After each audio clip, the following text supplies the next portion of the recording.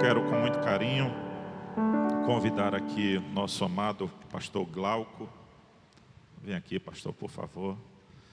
Estou muito feliz em nós da Igreja Bíblica Boa Semente podermos receber o pastor Glauco, sua esposa, a irmã Érica.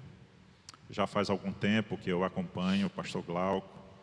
Comecei a acompanhá-lo nos cultos da Comune, que eu espero que o senhor fale aqui para a nossa igreja, esse projeto tão maravilhoso que o senhor lhe deu. E, irmãos, desde que tenho iniciado acompanhando o pastor Glauco, Deus tem usado a vida dele assim de uma forma muito forte para a minha vida, né? O pastor Glauco é pastor na Igreja Batista Moriá. Estou certo, pastor? E Deus tem usado a vida dele de uma forma muito poderosa. Recentemente eu assisti um vídeo no YouTube com a pregação da irmã Érica para as mulheres, não foi?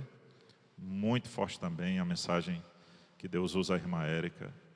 Vale muito a pena, irmãos, vocês acessarem o canal no YouTube da igreja do pastor Glauco. Tem as mensagens dele, as mensagens dominicais, mensagens de doutrina, muito edificante. No nosso último batismo nas águas, eu assisti uma mensagem do pastor Glauco, acho que umas 3 ou 4 vezes, uma mensagem que ele falava a respeito dessa questão de batismo, de nova vida em Cristo Jesus, muito forte, muito forte. Então, pastor Glauco, estamos muito felizes. A terceira tentativa, na primeira tentativa nós agendamos, que era o evento chamado Reavivados, aí aconteceu, estourou a pandemia e o lockdown, não foi possível. No mês passado, um erro de comunicação meu, pastor Glauco, o senhor pode vir pregar no nosso café? Aí eu coloquei assim na mensagem, dia 5, só que eu coloquei entre parênteses, primeiro domingo. Aí ele colocou na agenda dele, primeiro domingo. Aí quando eu mandei o layout do evento, aí ele, pastor Flávio, eu acho que houve um equívoco. O senhor me falou primeiro domingo. E vai ser no primeiro sábado. Eu, puxa vida, pastor Glauco, o erro foi meu mesmo. E ele já tinha uma agenda para pregar no Café de Pastores da Almerce, não era?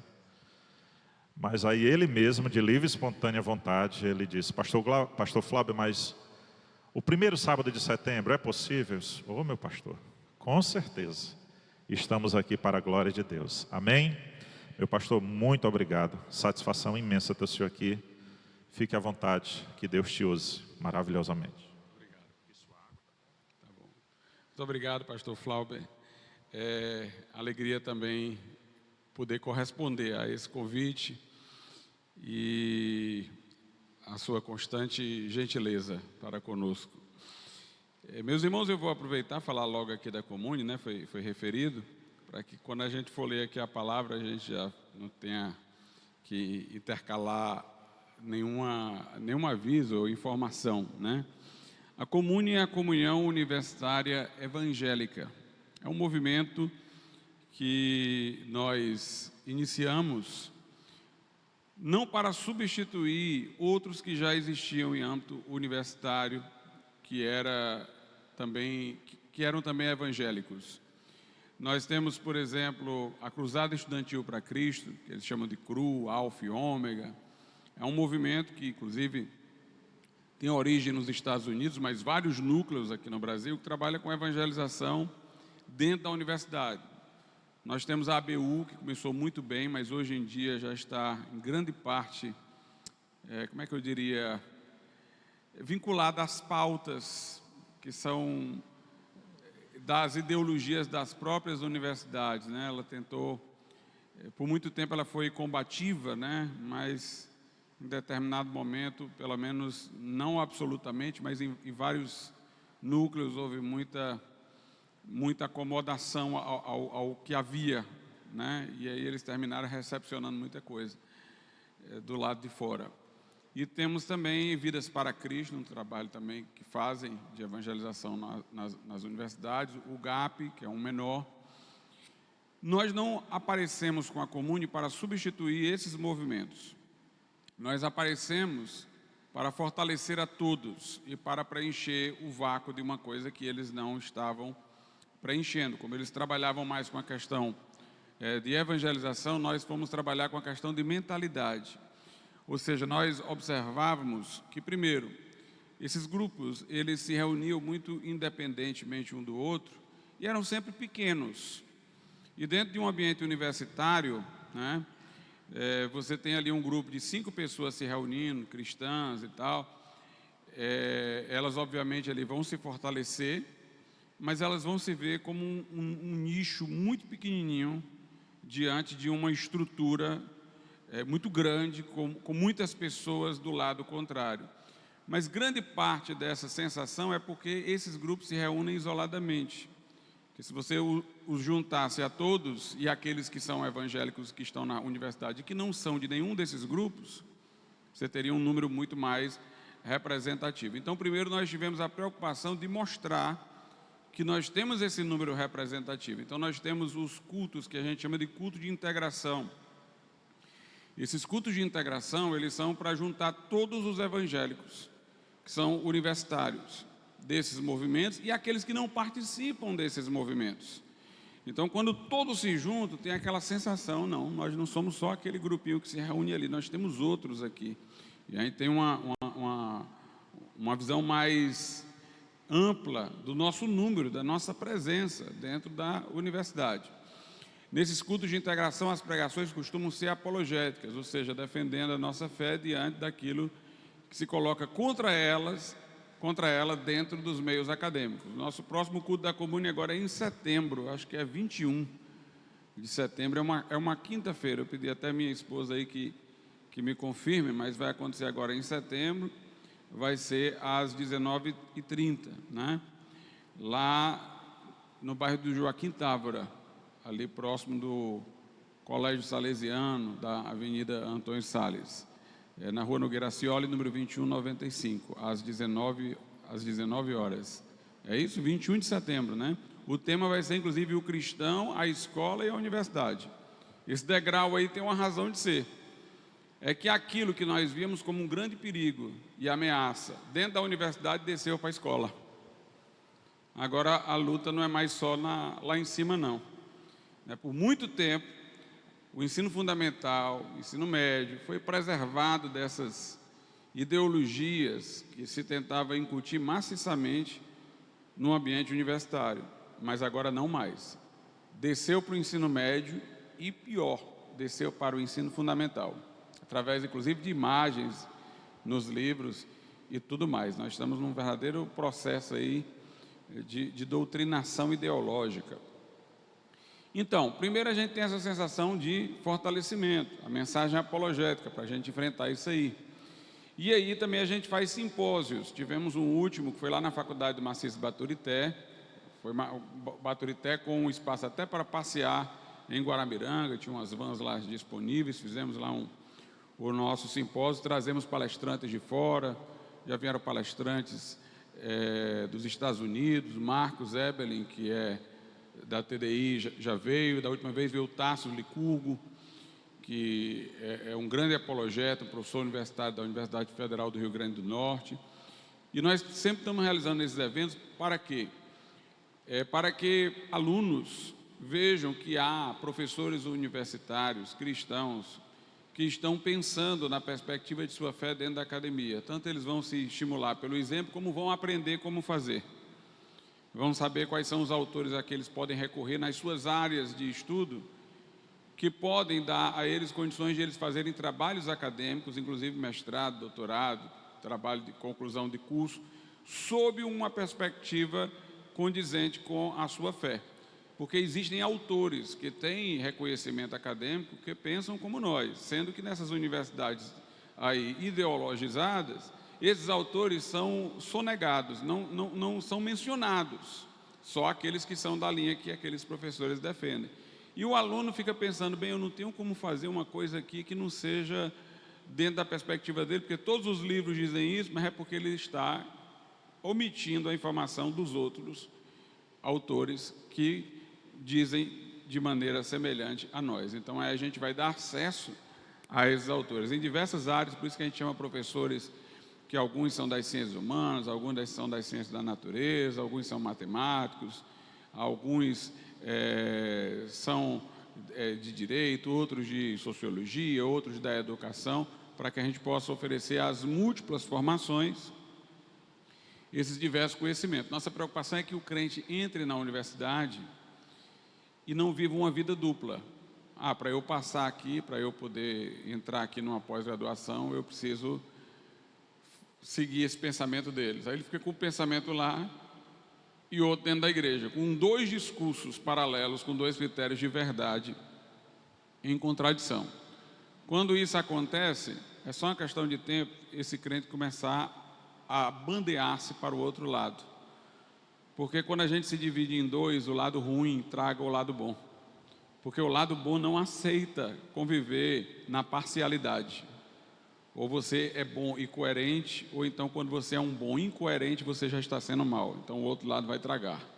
A nossa preocupação é que o crente fique indiviso, íntegro, no sentido próprio da palavra, inteiro, não dividido.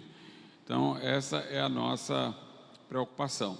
Então nós já tivemos um simpósio esse ano, vamos ter ainda um outro no próximo, no próximo ano não, nesse semestre ainda pretendemos lá para novembro fazer alguma coisa mais, e temos os cultos de integração, inclusive esse em setembro.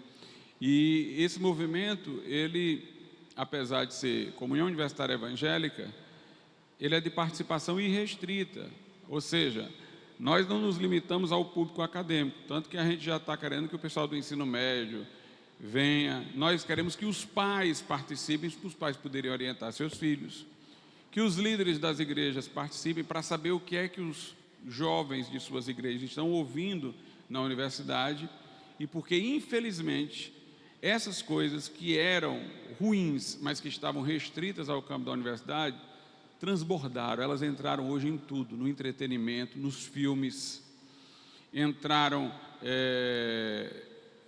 nas redes sociais. Então não é mais só uma questão de quem está lá dentro da universidade que precisa saber como lidar com isso, todos agora precisam saber lidar com isso. E por isso que nós, apesar do nome do movimento, entendemos que ele é amplo para chamar a atenção e o comprometimento de todos os cristãos, independentemente de serem universitários ou não. Amém. Vamos então para o texto bíblico. Eu queria ler com vocês lá no livro de Atos dos Apóstolos.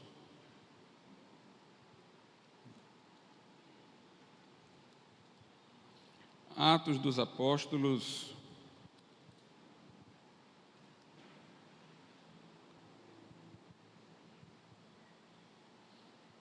capítulo de número 2, Atos, capítulo de número 2. Vamos ler aí os versículos de números 40 e 41. Atos 2, 40 e 41.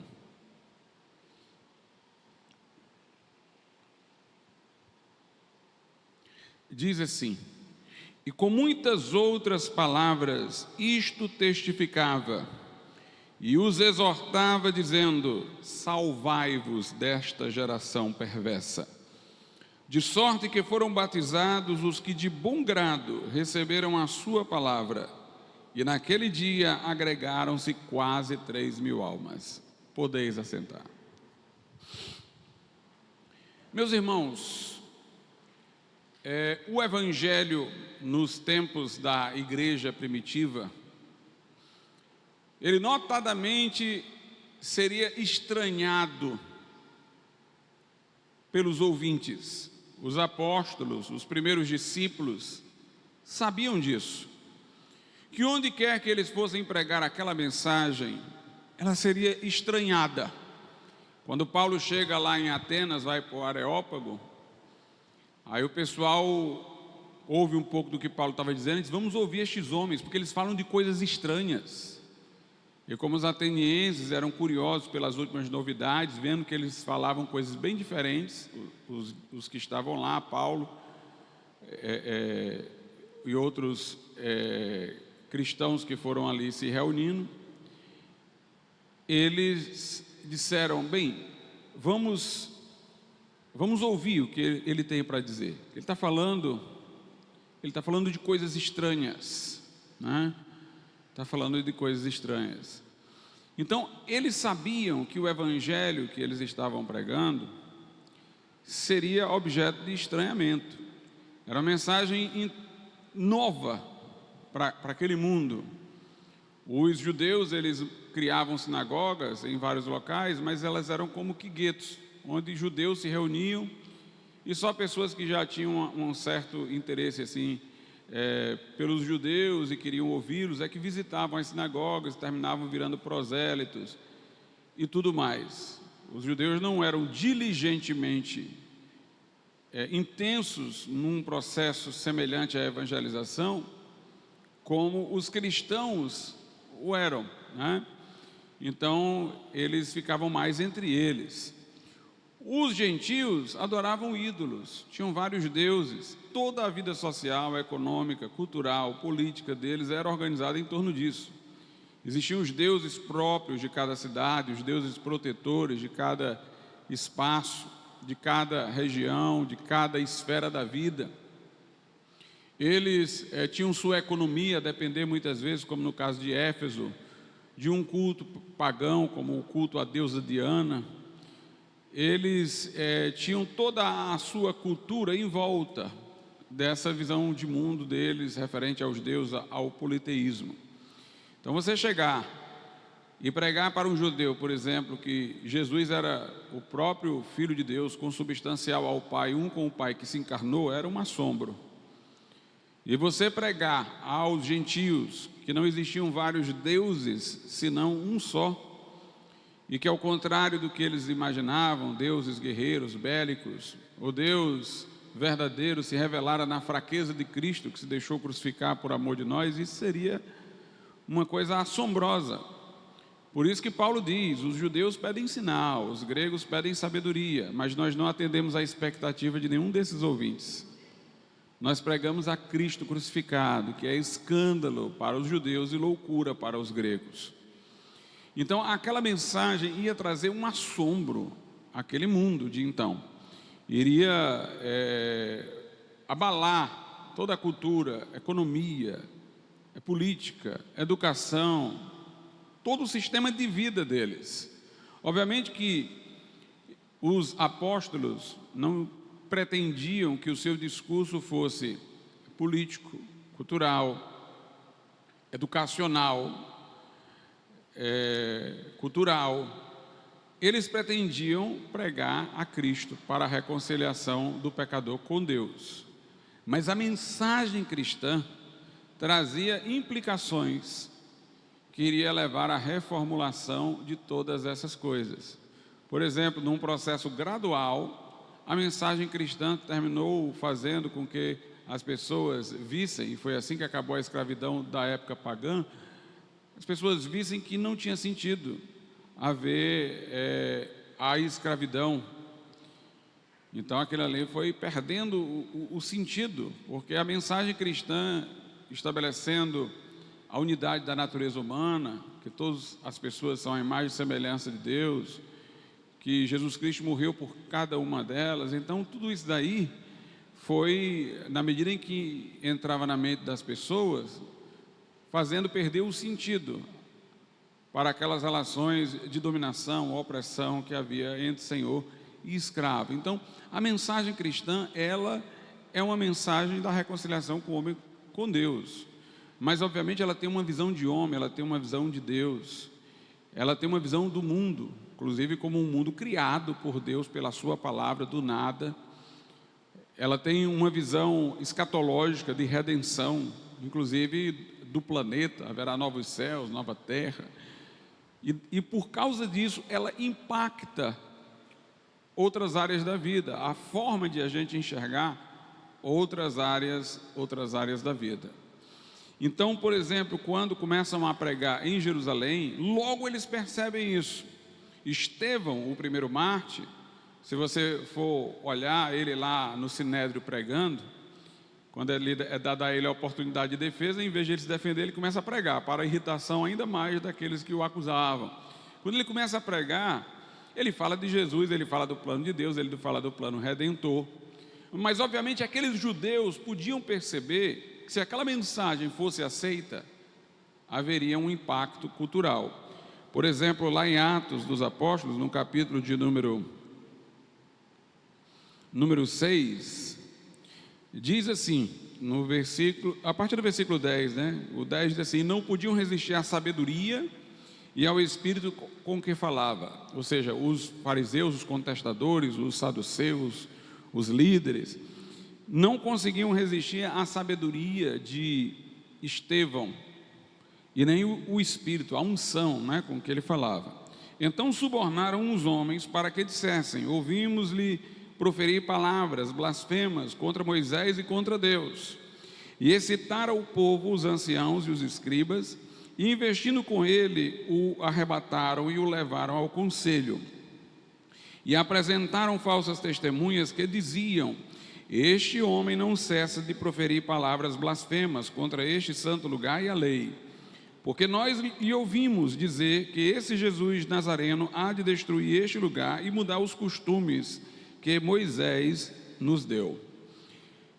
Note, as testemunhas eram falsas, elas foram subornadas, elas mentiram. Estevão não estava falando contra Moisés, Estevão não estava blasfemando, não estava falando contra o templo, tanto porque Moisés fora um profeta de Deus, como pelo fato de que o templo fora construído segundo o propósito de Deus no Velho Testamento. Ele não estava se opondo ao templo ou a Moisés.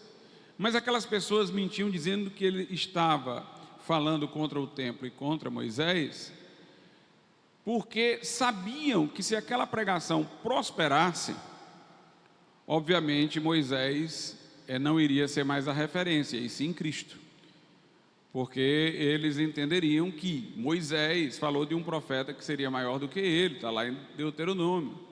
Porque Moisés estabeleceu a lei até que chegasse um evangelho. Então, se fosse aceito o que Estevão estava dizendo, não é que Moisés estaria sendo blasfemado, rejeitado, mas é que até por profecia de Moisés estaria chegando o tempo em que aquilo que Moisés deu para o povo, a lei, como um caminho para o relacionamento com Deus, teria chegado ao fim, que a lei não fora hábil para garantir a reconciliação do homem com Deus, e sim a cruz. Os ritos da lei, prefigurativos do sacrifício de Cristo, iriam deixar de ser mantidos, não porque Moisés estava errado, eles tinham o seu valor pedagógico antes da vida de Jesus, mas agora que Jesus havia cumprido tudo, não adiantaria mais ficar olhando para as sombras se você já tinha a realidade. Eles sabiam que o templo iria perder a sua utilidade, porque no templo se ofereciam sacrifícios, mas agora, se você aceitasse que o sacrifício de Cristo foi cumpridor daquilo que os sacrifícios da lei prefiguravam, então os sacrifícios do templo não deveriam ser mantidos. Se Jesus agora era o sacerdote eterno, segundo a ordem de Melquisedeque, e se o sacerdote arônico estaria findo, então os ofícios sacerdotais não teriam mais sentido. Então não é que Estevão estava falando contra o templo, não é que Estevão estava falando contra Moisés, mas se a pregação de Estevão prosperasse, o templo poderia até subsistir, como uma lembrança, né, do relacionamento de Deus com Israel, como um marco histórico do relacionamento de Deus com Israel, mas os sacrifícios não deveriam continuar. Moisés continuaria sendo lido, mas não como aquele que é a última mensagem de Deus para os homens, e sim como aquele que profetizou sobre o que viria trazer a última mensagem de Deus para os homens, que era Cristo. Então eles ao mesmo tempo mentiram, eles ao mesmo tempo contrataram, subornaram testemunhas para mentir, mas o objetivo da mentira era impedir o efeito que seria de fato aquele que eles estavam imaginando acontecer quando resolveram mentir para poder tornar a acusação mais séria, né? Então, eles diziam: olha, esse Jesus Nazareno vai destruir esse lugar. Não é destruir, derrubar, mas iria fazer o lugar não ter mais o sentido que tinha antes. Aí eles usavam palavras fortes para poder incitar a multidão contra Estevão, incitar o povo contra Estevão. Ele vai destruir, né? Você pode falar de maneira leve e de maneira drástica. Eles falavam de maneira drástica era porque o objetivo era incitar ira contra Estevão. Ele vai mudar os nossos costumes. Na verdade, ao abraçar a Cristo, certos costumes é que perderiam o seu sentido, né? Mas aí era como se ele estivesse dizendo que havia uma estratégia deliberada, que a pretensão era de modificar, quando a pretensão era de reconciliar o homem com Deus, mas isso traria notadamente mudanças. A gente vê coisa semelhante também quando os apóstolos começaram a pregar para os gentios, né? Quando eles começaram a pregar para os gentios, também houve esse mesmo raciocínio. Vejam aí, por exemplo, em Atos dos Apóstolos, capítulo de número 16, Atos 16, versículos 20 e 21. Já no mundo pagão, não mais lá em Jerusalém, eles vão aprisionar Paulo e Silas e levá-los aos magistrados. Então diz aí Atos 16, 20 e 21. E apresentando-os aos magistrados, disseram: estes homens, sendo judeus, perturbaram a nossa cidade e nos expõem costumes que nos não é lícito receber nem praticar, visto que somos romanos. Agora eram os romanos. Nós somos romanos. O que esses homens estão dizendo aqui vai acabar com os nossos costumes, vai acabar com a nossa cultura, nossa forma de pensar. Então toda aquela perseguição contra os cristãos era como se fosse uma defesa da cultura, né? É como se fosse uma reação de quem não quer se submeter a mudanças, quer preservar a sua visão de mundo. Esse estranhamento da mensagem levou a muita perseguição contra os cristãos. Nós, por muito tempo, perdemos um pouco dessa sensação aqui. Porque, por exemplo, eu e muitos que estão aqui mais velhos, nascemos dentro de uma sociedade que tinha valores cristãos ainda incrustados nela. Quando eu digo que tinha valores cristãos, eu não estou dizendo que a sociedade em que nós nascemos era uma sociedade santa, avivada. Não, era uma sociedade pecaminosa. Mas ela não era cínica, ela era hipócrita, na maior parte das vezes. Há uma diferença entre o cinismo e a hipocrisia. A hipocrisia é a homenagem que o vício faz à virtude. Porque o hipócrita, na medida em que ele quer se disfarçar do que é certo, ele reconhece que o certo é certo. Na medida em que o que ele faz de errado, ele faz às escuras, porque se ele for descoberto, ele vai sentir vergonha, ele sabe o que é certo. Mas ele quer fazer o errado, então ele mantém as aparências ostensivamente e na obscuridade, no secreto, ele faz as suas perversidades. Esse é o hipócrita. O cínico não. O cínico é aquele que faz tudo que é errado publicamente. Eu não vejo nenhum mal nisso. Não vejo. Quer dizer, aqueles pagãos que tinham uma visão moral bem baixa, muitos deles se entregavam, por exemplo, à sodomia, tinham múltiplas mulheres, não se envergonhavam disso não, faziam na maior naturalidade, indiferentes ao pecado, né? Esse é o cinismo. O cinismo é quando você fica amoral em relação, pelo menos, àquilo que nos interessa, né? Não vejo mal nenhum, e se orgulha, né? O nosso tempo é pior do que cínico, a pessoa se orgulha do mal, não é que ela não se sente perturbada na consciência pelas perversões que pratica, não, muitas vezes ela se orgulha. Tem gente aí que opta por uma vida sexual fora do normal, do natural, e ganha os holofotes da mídia, vira uma celebridade, recebe todas as homenagens como fosse uma pessoa corajosa, virtuosa, porque resolveu viver uma vida dissoluta. Então o mundo de hoje ainda é pior do que cínico. Nós estamos no extremo do extremo, né? Mas o que é que acontece? Nós, muitos aqui, os mais velhos, nascemos numa sociedade que ainda tinha os valores. Aí tinha hipocrisia. A pessoa lá tinha a sua namorada, que era aquela com quem ele pretendia casar. Se ele tivesse relações sexuais com ela antes do casamento, ele era mal visto socialmente. Ele tinha que se apressar para casar. Os pais da moça ficariam revoltados. Haveria um problema familiar. Os pais daqui com os pais de lá, e a pessoa ficaria constrangida a casar. Mas enquanto ele vivia lá com a sua namorada de maneira mais respeitosa, ele ia para os prostíbulos nos guetos da cidade. Aí lá parecia que não era pecado. Mas ele sabia que aquilo ali era errado, tanto que ele fazia às escondidas. Tanto que com a pessoa com quem ele pretendia casar, ele achava que deveria ter um outro padrão de respeito, né?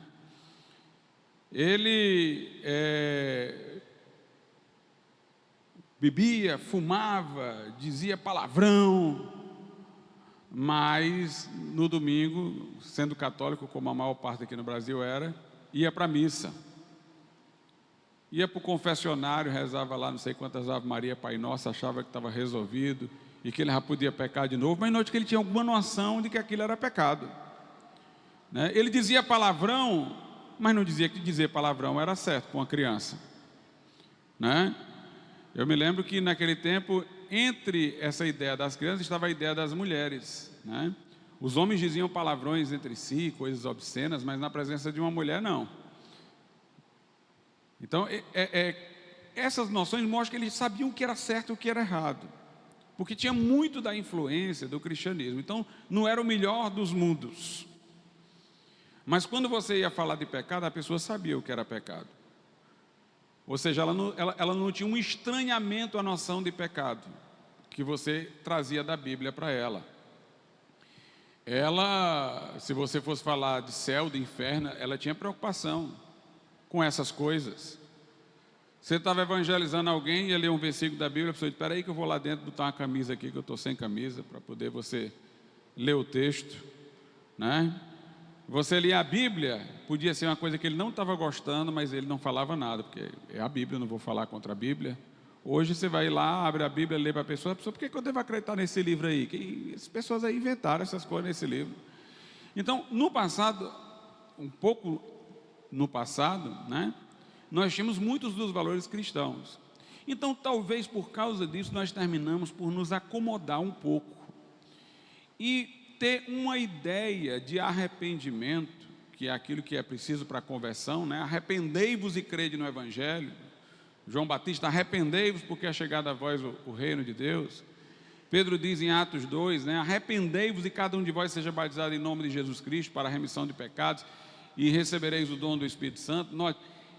O arrependimento, que é necessário a conversão, nós apresentávamos dentro de uma postura mais individualista. O que é que eu quero dizer com individualista? O arrependimento é uma relação minha com o que eu era. Era assim que a gente enfatizava, porque a gente descansava numa cultura que nos ajudava. O que eu dizia para o meu filho em casa, a professora dele dizia no colégio. Então dava certo, tinha um núcleo moral comum, né? Estável. Então, quando a gente falava, não havia tanto estranhamento, não havia tanto impacto cultural. Então o arrependimento era mais colocado em termos de você sair desse estado de hipocrisia. Era uma mudança pessoal, vista dessa maneira exclusivamente, ou seja, eu não posso ser mais aquela pessoa que eu era, aqueles hábitos que eu tinha, eu tenho que deixá-los para trás, e pelo arrependimento, voltar-me para Cristo, para Ele mudar meu coração e eu assumir novos hábitos, né? Então, eu pensava em termos do que eu era e do que eu devo ser, a partir de agora. Então, eu vou me arrepender, eu vou quebrar com aqueles velhos hábitos, que de alguma maneira até eu já sabia que era pecado, mas que eu me mantinha praticando, mas agora eu vou romper com eles, eu vou me arrepender e vou mudar a minha estrada, a minha vida. Agora eu não vou mais me entregar à bebedeira, ao cigarro, à prostituição, a mentira, ao orgulho, a soberba. Vou me arrepender e deixar para trás os velhos hábitos e ser agora uma nova pessoa. Vou entregar minha vida a Cristo para que Ele mude o meu coração e eu seja uma nova pessoa. E o arrependimento passou a ser confundido com uma atitude de lamento com o nosso pecado, né? Envolvendo inclusive o aspecto do remorso, né? Por que eu fiz isso? Como é que a minha vida foi dessa forma? Quanta coisa errada eu fiz. Todas essas coisas são verdadeiras acerca do arrependimento. Mas o arrependimento, irmãos, é muito mais do que isso. Arrependimento não é só mudança de hábitos, não é só uma atitude em relação à minha vida pessoal pretérita. O arrependimento bíblico é uma ruptura com o mundo, com o sistema do mundo inteiro. O arrependimento é, como diz a Bíblia, uma mudança de mente. Arrependimento vem da palavra metanoia, quer dizer, mudança de mente. É uma mudança de mentalidade. Eu vou passar a pensar diferente. Então eu vou romper com a forma de pensar que existe no mundo. É o que nós lemos aqui no texto que eu tomei como ponto de partida. Vou relê-lo outra vez. Em Atos, no capítulo de número 2, versículo 40. E com muitas outras palavras, isto testificava e os exortava, dizendo: salvai-vos dessa geração perversa. Lá no versículo de número 38, ele diz: arrependei-vos, para que eles fossem batizados. Aqui ele já diz: salvai-vos dessa geração perversa. Ou seja, eu tenho que me desvincular dessa geração que tem no mundo. O arrependimento não é só uma atitude minha para com quem eu fui no passado, é uma atitude minha para com toda a geração em que eu me incluo. Eu tenho que romper com ela. Eu tenho que romper com o sistema de pensar do mundo, a forma de pensar do mundo. Eu tenho que ter uma mudança de mente em relação à forma como o mundo todo vem pensando. Então não é só uma atitude minha para com quem eu fui, é uma atitude minha para com todo esse sistema. Eu não estou só lamentando por pecados que eu cometi, que eu não deveria ter cometido, pessoas que eu feri, que eu não deveria ferir. Eu estou também olhando para o fato de que eu estava engolfado nesse sistema, e esse mundo jaz do maligno, e eu vou romper com ele agora. Salvai-vos dessa geração perversa. Os que receberam essa palavra de bom grado, entenderam que tinham que ter essa ruptura, foram batizados. Quer dizer, Pedro não batizou ninguém que não entendesse que tinha que se salvar dessa geração perversa, romper com essa geração perversa. Por que eu estou salientando tão fortemente isso, irmãos? Porque hoje em dia nós temos visto, daí a importância da comune, como eu falei, nós temos visto pessoas dizendo o seguinte: bem, eu deixei minha vida para trás, deixei os meus pecados, mas ideologicamente eu participo desses movimentos assim de esquerda, de movimentos que, por exemplo, querem a reformulação da ideia de família, do casamento. Aí a pessoa vem com aquelas ressalvas e desculpas. Não, eu sou a favor do casamento só de homem com mulher, mas isso na igreja. Lá fora eu não posso dizer para as pessoas que é assim, então lá fora eu vou fazer apologia do casamento. Não, eu pessoalmente sou contra o aborto, mas por uma questão de saúde pública eu acho que deve haver essa possibilidade para as pessoas que não têm como criar. Como se eu pudesse, na visão que tenho do arrependimento, só dizer que minha vida não é mais assim, mas que eu não estou deslocado deste mundo. É que eu aceito a forma dessa geração perversa de pensar, né? Então nós estamos vendo hoje muito disso, né? Pessoas que defendem bandeiras ideológicas incompatíveis com a fé cristã, mas elas se desculpam separando sua vida pessoal de suas relações com o mundo. Não, na minha vida pessoal eu sou contra, mas não aqui e tal. Ela tem uma acomodação. Irmãos, essas pessoas não são convertidas. Não são convertidas. Eu vou lhes dizer uma coisa: é possível uma pessoa deixar de beber sem se tornar crente. É só ele ver o prejuízo que ele está tendo. É só ele ver que a mulher dele não quer mais ficar com ele, que os filhos estão xingando, que aí ele diz, não, pai, nesse caminho aqui está ruim. E pelo egoísmo dele, não, eu quero meu patrimônio de volta, também não quero ficar pobre, não. Eu também não quero ficar sem mulher e com os filhos contra mim, não. E não por causa de Deus, por causa do egoísmo dele, ele deixa. Tem gente aí que é viciada em bebida, aí fica apaixonado por uma mulher e deixa de beber. A paixão romântica. Quer dizer, não é uma conversão, porque a conversão é sair do ego para Jesus. Apenas aquilo que ele, em seu ego, estava fazendo, estava destrutivo demais para outra coisa que o seu ego queria. Aí ele vence. Ele vence. Tem gente aí que vinha fumando, aí o médico disse, rapaz, é o seguinte, você está com início de câncer aqui. Ele para de fumar, vai se tratar e não quer mais nem saber de cigarro. Ou seja, essas coisas individuais, elas podem mascarar. Muita gente é capaz de ter mudanças nessas coisas assim, mais episódicas. A questão é saber a mentalidade dela. Arrependimento é mudança de mente, é mudança na forma de pensar. Então, se você continua pensando as mesmas coisas, você separa. Não, eu sou crente ali na igreja, ali é a escola dominical, ali é a Bíblia, lá fora. Eu penso do mesmo jeito. Então, não houve mudança. Porque não houve uma ruptura com a geração perversa, não houve uma mudança de mente, não houve uma mudança de mentalidade, que é o que tem que acontecer para caracterizar uma conversão. Eu falei recentemente na minha igreja, no último culto, agora de quinta-feira, o seguinte, que quando você entra hoje nas escolas, no ensino médio, na universidade maximamente, eles tentam sequestrar sua mente, não somente para ideologias específicas, mas para uma forma de raciocinar ideológica. Por exemplo, todas essas ideologias, elas têm mais ou menos a mesma estrutura. Elas precisam que você pense o mundo com dois polos, o opressor e o oprimido. Aí a pessoa vai ser feminista, por quê? Porque ela vai dizer que os homens oprimem as mulheres, e aí ela vai ser feminista.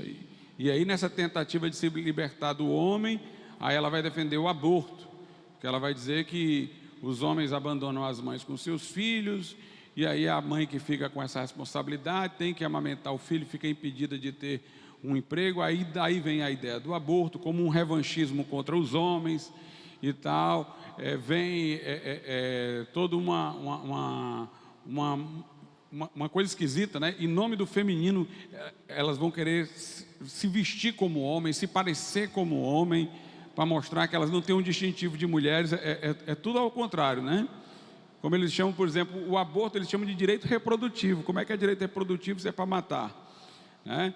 Mas aí tem os que são machistas também, que aí é também aquela pessoa que acha que é o contrário, que a mulher que domina o homem com um discurso de fidelidade que entrou na sociedade até de raízes cristãs, e que o homem não tem que ser fiel à sua esposa. Aí entra um tipo de machismo. Aí vem depois uma relação de opressor entre empregado e empregador. Aí o empregador nunca consegue ser amigo do empregado com essa, o empregado nunca consegue ser amigo do empregador com essa visão. Sempre vê ele como inimigo, um opressor. É a classe, ele é dessa classe, é a classe opressora e tal. Aí tem o outro raciocínio que é entre heterossexuais e homossexuais. Os heterossexuais são opressores. Aí depois a própria biologia vira opressora. Os biólogos são opressores porque definiram homem e mulher de maneira muito exata, só pela questão biológica, mas nós não podemos ser dominados pelo biologismo. Nós é que escolhemos ser homem e mulher. Então eles vão atrás disso aí. Todo mundo precisa encontrar uma maneira de se colocar como vítima para fazer um discurso de oposição ao resto. A sociedade fica tribalizada, dividida em tribos, né? Negros contra brancos, brancos contra índios, homens contra mulheres, empregadores e empregados também, numa relação de tensão, heterossexuais e homossexuais. Isso vira uma engrenagem na mente, uma engrenagem. A pessoa, para qualquer problema, ela sempre vai pensar quem é que é o opressor, quem é o oprimido, quem é o grupo.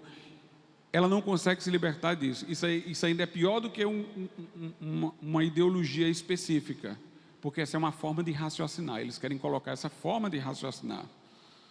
Aí a pessoa é cristã na igreja, pensa de maneira cristã para os assuntos bíblicos, mas quando vai pensar assuntos sociais, ela pensa dessa forma, dessa estrutura. Tá na engrenagem da cabeça dela, né? Teve um rapaz que ele era de um desses grupos de evangelização universitária.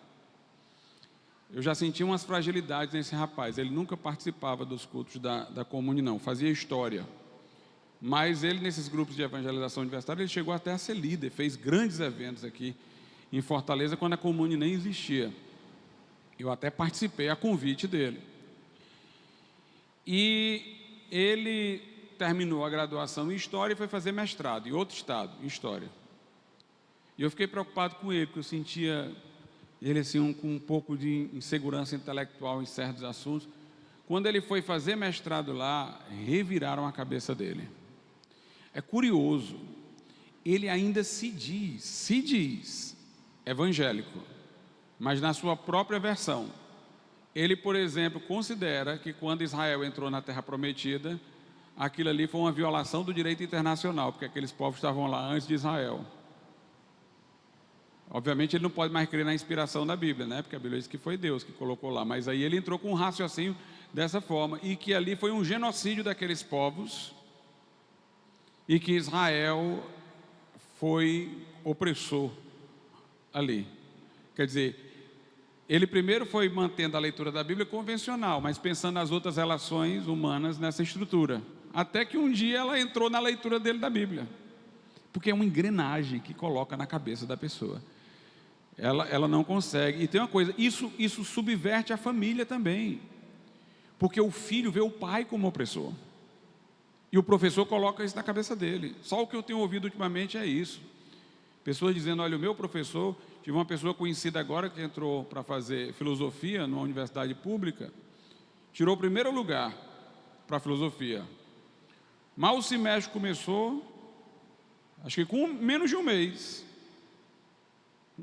umas 2 semanas de aula, ela ligou para mim dizendo: vou sair fora, porque eles estão colocando tudo como se fosse dominação, tudo é estrutura de dominação, e o professor colocando ali para aquelas pessoas que os pais deles dominam eles. É interessante, né? O jovem bobo aceita esse discurso quando ele não percebe que é o professor que está dominando ele, se for o caso, né?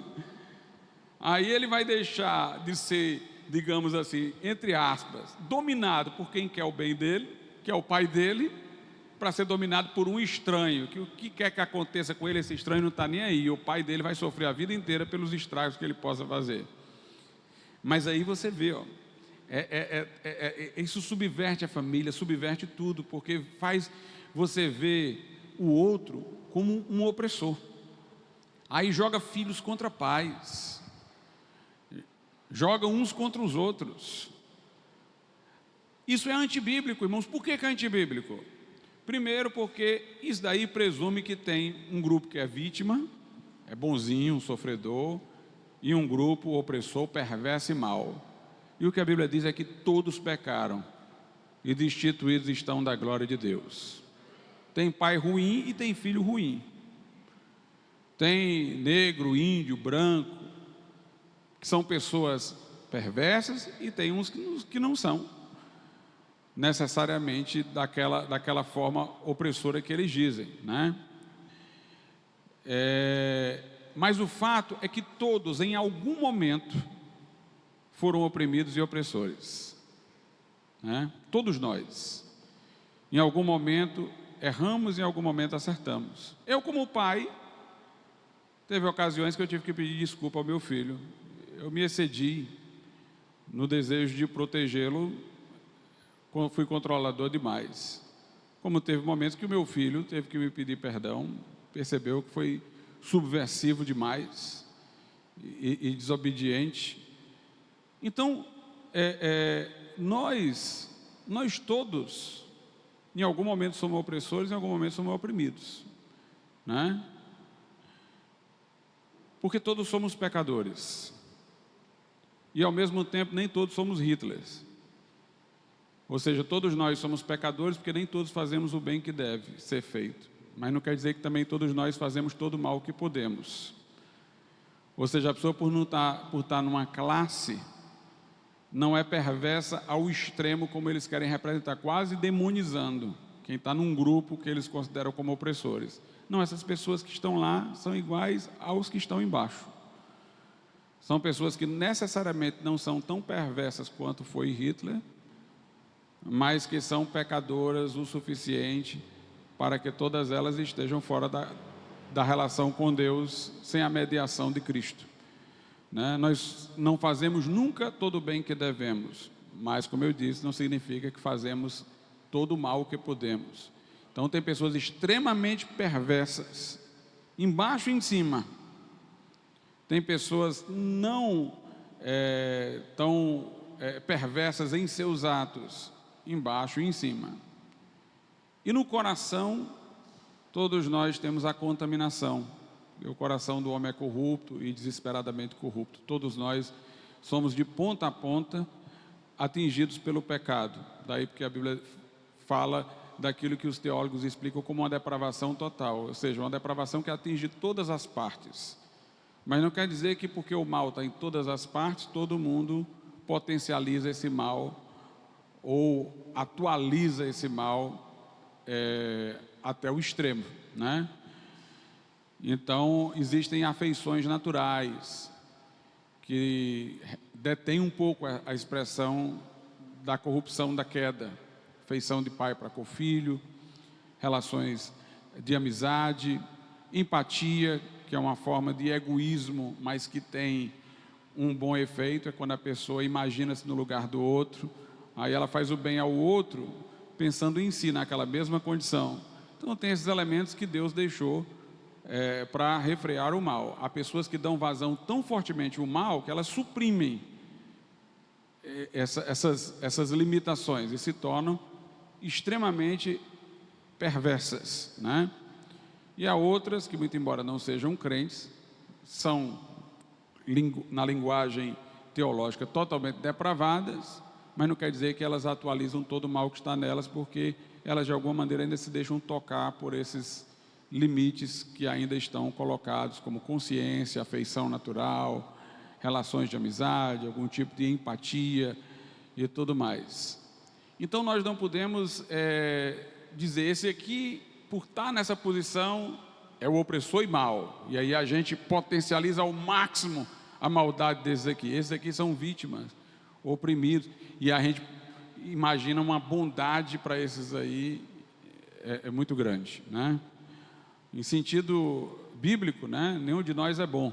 Em sentido social, como eu estou dizendo, nós temos em todas as classes pessoas más e boas, né? Em sentido social, que eu quero dizer, o bom que eu estou chamando aí é aquele que continua biblicamente pecador, mas que se deixa refrear por essas coisas que ainda nos restou depois da queda, para abrandar a atualização do mal. Então, nós não podemos aceitar essas coisas, inclusive porque essas divisões presumem que o pecado é uma coisa estrutural e não radicada na natureza humana. Estas coisas presumem que o pecado está nas estruturas, estrutura de trabalho, na estrutura da família, na estrutura de não sei o quê. O pecado é estrutural, então mude as estruturas e acaba o mal. É o meio que corrompe o homem. Mude o meio que o homem vai ser o homem bom, ideal. É nada. O meio foi criado pelo homem. Essas estruturas foram criadas pelo homem. Se tiver alguma coisa errada com elas, surgiu do coração humano. Mas aí, essas ideologias, elas trasladam a maldade para as estruturas. Como se a questão fosse combater essas estruturas e não o homem ter uma mudança de vida pelo poder do Evangelho. Então, se nós aceitarmos essas ideologias, e se nós aceitarmos mais ainda a forma de raciocinar que querem nos incutir, então a gente não mudou de mente. A gente continua com a mesma mentalidade. E arrependimento não é só uma relação minha com os meus hábitos anteriores, não. Não é só uma coisa dentro da minha vida individual, pessoal, doméstica, não. O arrependimento tem a ver com a minha relação com este mundo. Eu tenho que romper. Nós temos a mente de Cristo. A Bíblia mostra que nós não podemos nos apegar a nenhum desses movimentos, porque nossa identidade está só em Cristo, né? Por isso que diz assim: em Cristo Jesus não há homem nem mulher, não há escravo nem livre, mas todos são um em Cristo Jesus. Quer dizer, a identidade em que eu me firmo não é pela minha condição de ser homem, minha condição de ser mulher, de ser escravo, de ser livre, de ser judeu, de ser grego. A minha identidade é porque eu sou um crente, eu sou um cristão. Então eu não sou feminista, nem machista, nem comunista, nem capitalista, nem nacionalista. Eu sou um cristão, eu sou um crente. Essa é a minha identidade. É a minha identidade. Paulo inclusive diz: tu foste chamado servo. Então fica aí, se tiver a oportunidade de melhorar, de se libertar, aproveita. Mas saiba de uma coisa: se você é servo aos olhos dos homens, você é livre no Senhor. Você foi chamado livre? Aí ele diz: então saiba que você no Senhor é servo, você é escravo de Cristo. Ou seja, nunca se deixe rotular pela sua posição no mundo.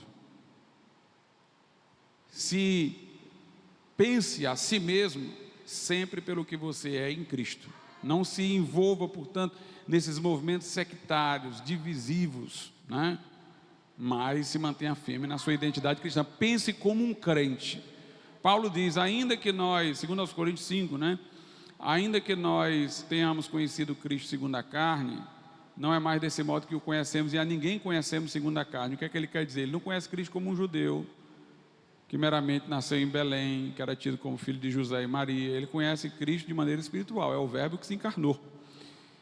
Usou o ventre de Maria para vir ao mundo, foi lá criado por José, mas ele não era um carpinteiro, ele era o servo sofredor, ele era o príncipe da paz, uma visão espiritual. E a Bíblia, e o texto diz: e nem conhecemos mais ninguém segundo a carne. Nós não olhamos para uma pessoa pensando: ele é culto, inculto, ele é dessa raça, daquela raça, ele é isso, ele é aquilo. Não. Inclusive a Bíblia nos proíbe de pensar divisão de raças. Na hora que alguém fala de raças, já está sendo antibíblico, porque Paulo disse lá no Areópago, em Atos, ele disse: de um só sangue, ou de um só casal, tem duas traduções, Deus fez todas as raças, diz uma tradução, mas eu ainda prefiro a outra que não fala em raça. Deus fez todos os homens. Então todos nós viemos de um mesmo tronco, de Adão e Eva, né? As ideologias raciais, elas têm duas fontes. A primeira fonte foi a poligenista. Qual era a poligenista? Que dizia que os brancos vieram de um grupo, os negros vieram de outro, eles não têm a mesma origem. E por isso que tem uns que são superiores e inferiores e tal, porque uns vieram daqui e tal, não vieram todos do mesmo rebento. Essa é a ideologia poligenista. E o outro tipo de visão racista é a evolutiva. É que diz que houve um processo de evolução, como Darwin imaginou, e que tem alguns grupos que estão num estágio de evolução, outros estão no outro estágio de evolução. Note, todas essas duas visões são antibíblicas. De um só casal, Deus fez todo mundo. Então, nós nem viemos de fontes diferentes e nem estamos em estágios diferentes na evolução, somos todos iguais. Então, nós não podemos entrar nesse campo ideológico, nós temos que pensar biblicamente. Essa foi a distinção entre Martin Luther King, que era um pastor batista, que lutou pelos direitos civis, né, dos negros que estavam naquele tempo tratados com muita discriminação pelas leis, e o Malcolm X, que não era um cristão, até abraçou uma forma de islamismo, e que também dizia defender os negros. O Malcolm X, ele era partidário dessas ideias que hoje a gente vê na sociedade. Ele dizia que por muito tempo os negros foram oprimidos e que agora era a hora do revanche, era a hora da vingança, era a hora de compensações, os brancos tinham que perder e os negros tinham que ganhar e tal, era esse discurso ressentido, né? Ao longo da história, pessoal, todos os grupos já foram escravizados e escravizadores, né? Os povos ali da África dominaram a Península Ibérica por um tempo e negros escravizaram brancos. Na África, negros também escravizaram negros. Os europeus geralmente compravam escravos de grupos negros que escravizavam negros, o que não os desculpa, maximamente porque tinham a informação cristã. Então são mais culpados do que qualquer outros. Mas os judeus foram escravos por centenas de anos ali no Egito, que é o norte da África, né? Muito mais tempo até do que qualquer escravidão no mundo ocidental, recente, né? Então a gente percebe que todos já estiveram em todas as posições. Então o Malcolm X era aquele discurso vingativo, ressentido, revanchista, e o Martin Luther King dizia não.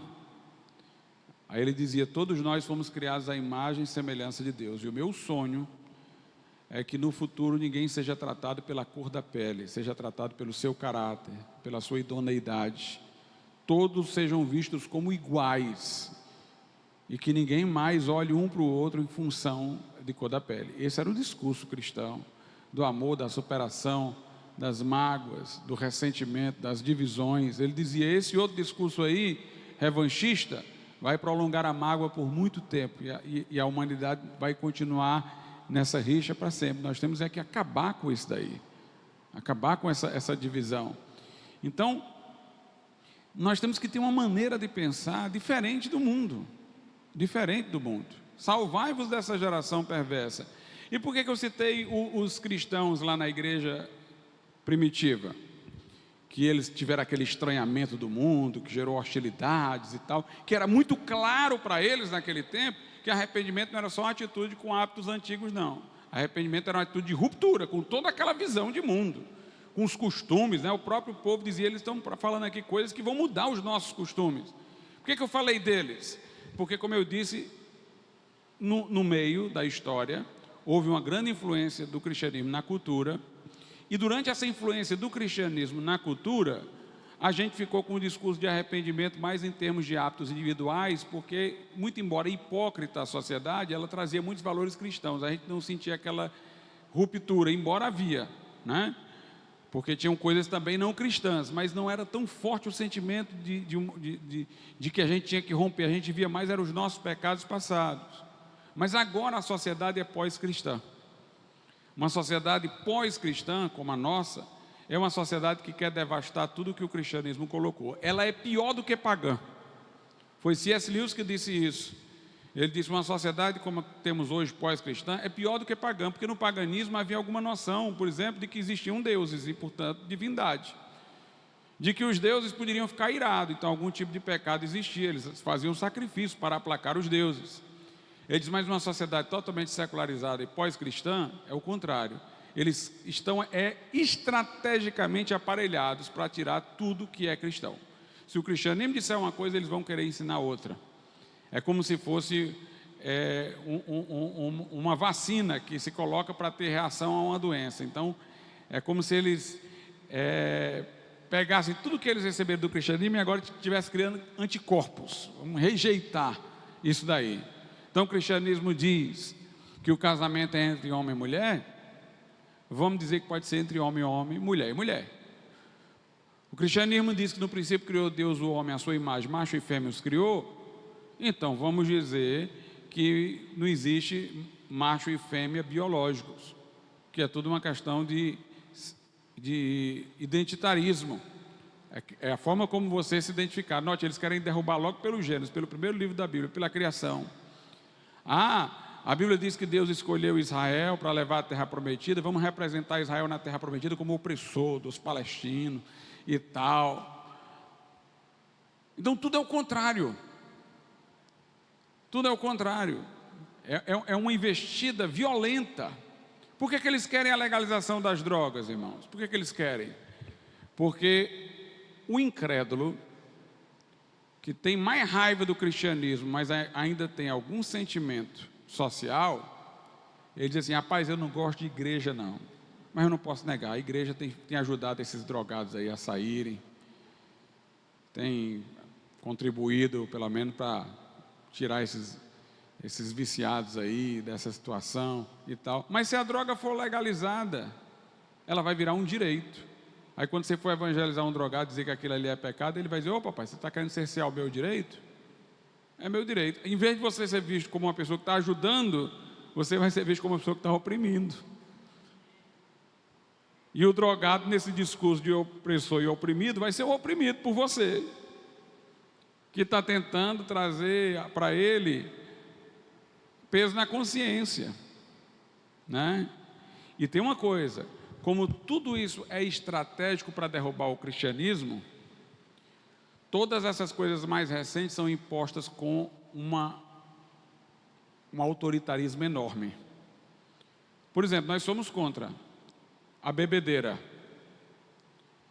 Se você for falar para um bêbado, como isso aí não é recente, é antigo, o fato de a gente evangelizar os bêbados e a bebida ser permitida, ninguém vai dizer que você está perturbando o bêbado.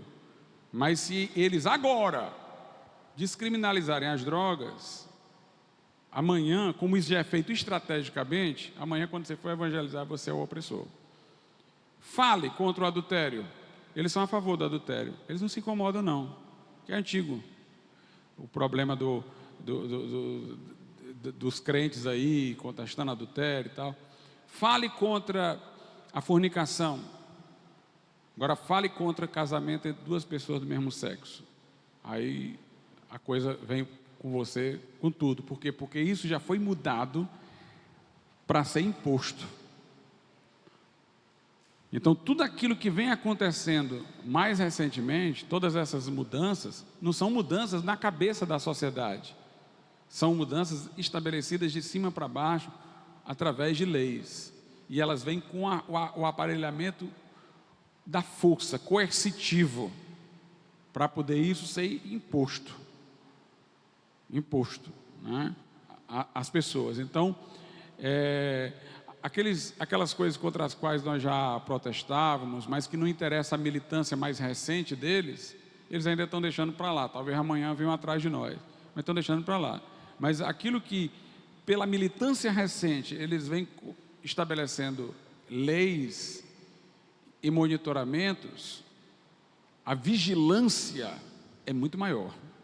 Porque é um programa, como eu estou dizendo, de desestruturação. É como se eles quisessem que ficasse fora da memória da sociedade todo o resíduo de cristianismo. Por que é que eu estou falando tudo isso, meus irmãos? Porque se nós não cuidarmos, amanhã, igrejas estarão cheias de pessoas com essas ideologias. Não se enganem. Eu tenho pregado por aí e tenho visto. Tem pastores que dizem assim para mim: pastor Glauco, pastores sérios, pregue aqui, pode explicar para o povo, bote para quebrar, que 25% dos jovens aqui já estão pensando dessas formas aí, na igreja. Na igreja. É interessante que eu pregava em certas igrejas e muitos jovens e tal, adolescentes, gostavam de me ouvir e me adicionavam nas redes sociais e tudo. E eu fui tendo a oportunidade de ver o que é que eles estavam dizendo lá. No começo eram todos bíblicos, aí entraram na faculdade, no curso A, curso B. E hoje, quando eu vejo eles lá, todos nas igrejas, mas defendendo as coisas mais absurdas do mundo. Não tem diferença do que o incrédulo defende.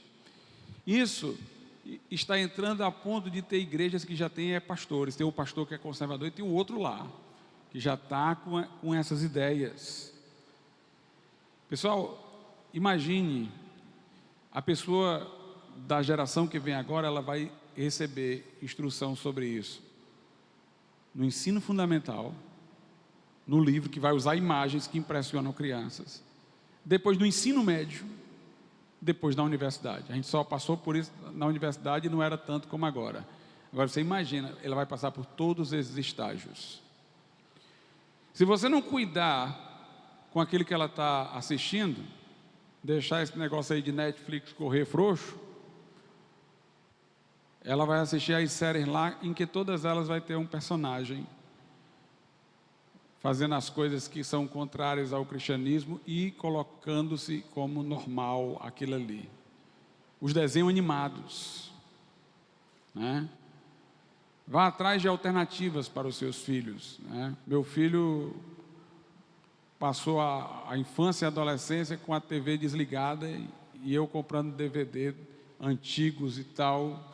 Minha casa até hoje é repleta de DVDs, mas tem outras alternativas. Por exemplo, tem uma Oldflix aí, que só de filmes e séries antigas.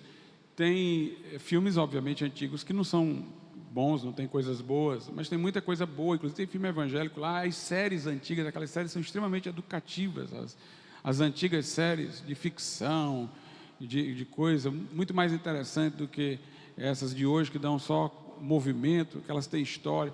Então vá atrás de alternativas, mas não deixe ele se contemporizar normalmente. Quanto mais no começo você conseguir trazê-lo para outra direção, melhor.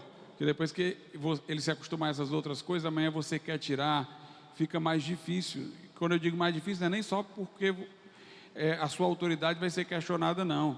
É porque ele vai encontrar um caminho para chegar àquilo ali, pelo computador, pelo celular. Então, através do computador, através do notebook, através do celular, o nosso poder de gerenciamento diminuiu, e muito. Eles vão entrar pelo entretenimento, vão entrar por tudo isso, vem entrando em tudo isso. E nós temos uma escola dominical no domingo, pela manhã. Eles estão lá com seu filho segunda, terça, quarta, quinta e sexta, ainda querem educação integral para ficar o dia todo, para diminuir a sua influência sobre os seus filhos. Eles não querem a gente de cabeça branca, não. Eles sabem que não muda a minha cabeça, não muda a cabeça de muitos aqui. Eles querem os filhos da gente. Eles dizem isso abertamente. Esses militantes aí dizem: nós vamos atrás dos filhos de vocês. Falam desse jeito. É como quem diz: vocês não tem jeito, vocês não vão mudar a cabeça mesmo, mas nós vamos atrás dos filhos de vocês. Os filhos de vocês serão nossos. Então é uma investida pesada, que nós temos que nos preparar para isso, nós temos que olhar para isso, nós temos que acompanhar o que os nossos filhos estão aprendendo na escola, monitorar os livros, perguntar para eles o que é que o professor está dizendo e contestando aquilo ali, levando-os a ler coisas boas, ver coisas boas, ouvir coisas boas, né? Nós temos que ver o que está acontecendo com os jovens, integrá-los em movimentos como esse, como a Comune, quando eles estão lá no ensino médio, na universidade, para que eles sejam abrigados. Senão, irmãos, eles vão sufocar. A gente, né? Eu até disse, nós estamos num período tão estranho, que no período da igreja primitiva, eram os crentes que saíram pelo mundo pregando. Os crentes eram, digamos assim, os invasores, né? Hoje em dia não. Hoje em dia eles é que estão nos atacando, entre aspas, estão nos evangelizando, né? Entre aspas. Eles é que estão vindo para cima de nós. Não é mais o crente: eu vou lá, vou pregar ali, vou enviar missionário para ganhar aquela pessoa para Jesus. Não são eles que vamos aparelhar a escola, porque nós vamos tomar deles. São eles que estão vindo para nos trazer, com tudo, com toda a força. Nós temos que, por exemplo, ser cuidadosos no batismo, como aqui foi. Pedro disse: salvai-vos dessa geração perversa. Os que de bom grado receberam essa palavra foram batizados e agregados. Ou seja, eu tenho que hoje não me limitar a perguntar a um novo convertido: você teve uma experiência com Cristo, né? Você deixou os seus vícios e tal. Eu tenho que dizer: como é que você pensa? Como é que você pensa sobre isso aqui? O que é que você acha disso aqui? Eu tenho que saber dele se ele teve uma mudança de mentalidade. Porque se ele entrar sem essa mudança de mentalidade, eu estou colocando um cavalo de Troia dentro da minha igreja. O que é que acontece? Ele vai entrar lá, ninguém pensa como ele vai ficar em silêncio. Mas aí vai entrar o segundo, que vai ficar em silêncio. Vai entrar o terceiro, que vai ficar em silêncio. Um dia esses 3 que estão em silêncio vão conversar e descobrir que pensavam a mesma coisa. Aí vão começar a formar um gueto dentro da igreja. Aí vão crescer lá dentro. Aí amanhã eles vão dividir, ou se tornar até maioria, e subverter tudo. Foi assim que aconteceu na Europa. Quer dizer, nós temos a oportunidade de ver onde é que isso vai dar. As igrejas na Europa estão vazias por causa disso. Porque eles foram deixando entrar, e tem uma coisa: quando esse pessoal vira a maioria, a igreja desaparece. Porque chega uma hora que está todo mundo ali na igreja e diz: por que a gente está fazendo aqui mesmo? Porque a gente está ouvindo um pastor ler a Bíblia, mas a gente não crê na inspiração da Bíblia. A gente está ouvindo aqui uma leitura da Bíblia aqui sobre família, mas nossa concepção de família não é isso. Não tem mais nada a ver a gente ficar aqui. Aí depois que eles dominam tudo, aí depois vão tudo embora, aí as igrejas ficam esvaziadas. Lá nos Estados Unidos eu fui acompanhando a igreja presbiteriana, a maior lá, né, a maior denominação presbiteriana, que foi a que fundou a daqui. Era, no ano, tantas pessoas a favor do casamento gay e da ordenação de ministros homossexuais. Chegou bem pertinho de ser maioria, mas ainda a maioria era do outro lado. Aí no outro ano, votação de novo, chegava mais perto. Aí reverteram. E aí a denominação hoje aceita. Os metodistas, a mesma coisa, eu fui acompanhando.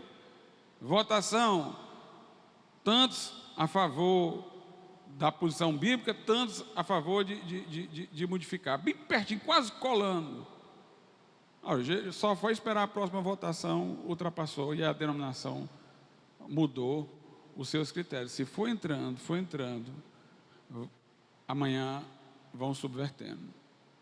Então hoje, quando eu for batizar alguém, eu tenho que perguntar: bem, você disse que teve essa mudança de vida, essas coisas você deixou para trás, e como é que você pensa sobre isso? A sua forma de raciocinar sobre esse assunto. O que é que você acha dessa ideologia que estão dizendo ali? Dessa outra, o que é que você pensa? Se alguém lhe dissesse isso, o que é que você diria? Como é que você pensa isso aí? Porque o que Pedro disse é que a pessoa tinha que se salvar dessa geração perversa para ser batizada. Tinha que romper com essa forma de pensar. Ou a gente começa a barrar na porta, a porta que eu digo é o batismo. É ser criterioso no batismo. Ou então amanhã vai subverter. Amanhã até o pastor pode ter medo. Já tem um número significativo de pessoas de esquerda pensando com essas ideologias aí divisivas e tal. Aí o pastor vai dizer: bem, se eu pregar aqui sobre isso aqui, vão entrar na justiça contra mim. Vão dizer que eu estou aqui falando algum discurso aqui de ódio, não sei o que. Ele vai temer os próprios membros. Por isso, como eu estou dizendo, a gente tem que controlar na entrada e ser rigoroso. É preciso mudar a mente. É preciso ter uma nova mente, a mente de Cristo. A Bíblia diz em Romanos 12, né? Não vos conformeis com este mundo, mas transformai-vos pela renovação da vossa mente. O que é conformar? É tomar a forma do que está ao lado, né? Concordar é concordar com alguém, é pensar igual. O copiloto é o que está lá do lado do piloto. Conformar é ter a forma do que está ao lado. Não vos conformeis, não tenham a forma do que está ao lado aqui no mundo. Mas transformai-vos. Transformar quer dizer pular por cima da forma, mas passem por cima, superem a forma que está no mundo, pela renovação do entendimento que Deus fez em vocês através da palavra. Então, irmãos, sejamos diligentes. A gente pode crescer mais devagar, mas a gente vai sobreviver. Mas se a gente tiver pressa por crescer, o crescimento de hoje pode ser a destruição de amanhã, né? Então é um tempo para a gente ser criterioso. É um tempo para a gente ser criterioso. É interessante que alguém já disse que no nosso tempo parece que não tem mais desviado, né? Quando alguém